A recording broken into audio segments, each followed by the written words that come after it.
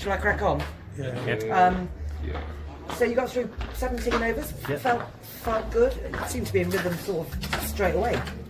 Yeah, good day, good run out. As you say, 17 overs in the bank.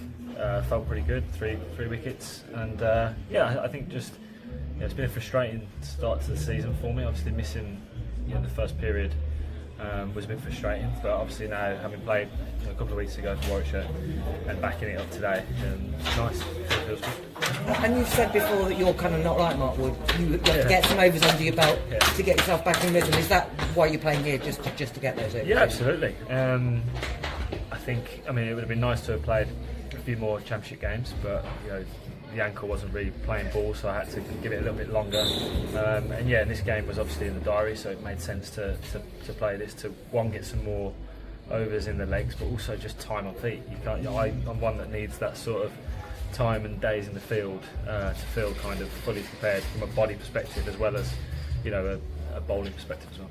And that was a strong India A side that you came up against today. Yeah. I mean, that's a good thing, really, to get you in preparation for the Test series. Absolutely, yeah. Some very good players. KL played really well, good 100 on a wicket which did a bit all day. There was periods where it went quiet and there wasn't as much in the wicket, but I think it did a bit for most of the day.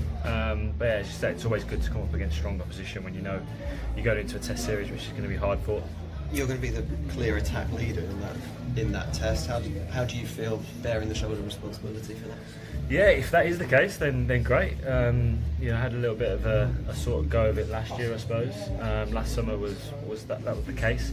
And if it is the case going into this series, then great. I look forward to that challenge. And I always find the sort of attack leader sort of tag a little bit strange, because there's always you have to do it as a group. It's not just one guy that takes the wickets or takes the plaudits, whenever it is, and you have to share it around. And you have to work well as a unit. So, Chris, how do you rate this Indian side? The absence of Virat and Rohit means this Indian team without them. Yeah, I had some good battles against Virat and Rohit over the years. So I think for the game itself, it's a shame that they won't be there. But India cricket has so much depth. The players that will come in will, I'm sure, be of a very, very high standard, who have proved themselves in some way or another. And they'll be hard, regardless of the conditions, regardless of where you're playing them. Indian batters are always pretty good, so it'll be a tough challenge. There were a lot of things that English bowlers not have that kind of experience. How do you see that? Back home, it's a lot of things around that. Anderson, Broad, Wood, Archer. Without them, you are going and you leading the pack.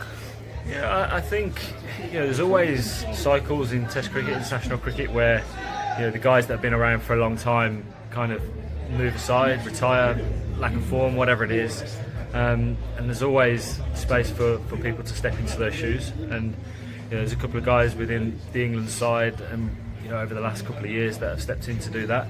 Gus Atkinson has stepped up. Brian Carter has stepped up, and these are guys who are thriving in international cricket now. So, it's a good opportunity for guys to, as I say, stand up, put the hand up, and put in some strong performances. Actually, one question. Great spell today, the first spell especially. The Indian batting lineup you're talking about, outside of Kane, it's pretty thin on experience of batting in England, despite their talent. Do you reckon that's one place where England bowlers will possibly try to exploit and have an advantage?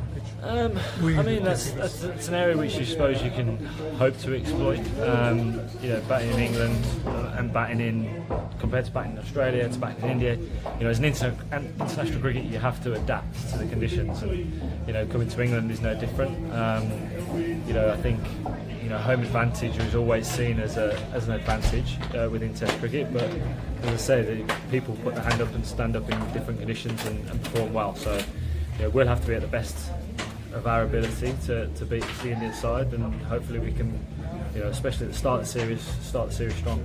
Did you enjoy the Chase ball? I enjoyed all three today, to be honest with you. I felt like I could have had a couple of decisions could have gone my way, but pleased with how the ball came out. The most important thing for me is to get through 17 overs. Ankle felt good, rest of the body felt good, plenty of spells in there, so tick box for me. Chris, just want to ask that. Can you tell us what can we expect? As per the wicket is concerned, will it be means in last couple of years seen not that green top kind of wickets? So yeah, I mean, you tell us?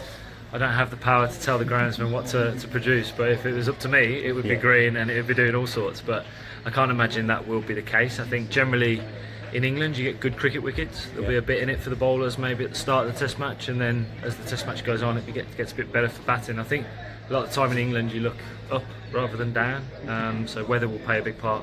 Sure. But you can come up on some good batting tracks in England as well. Thank you. Thanks, guys.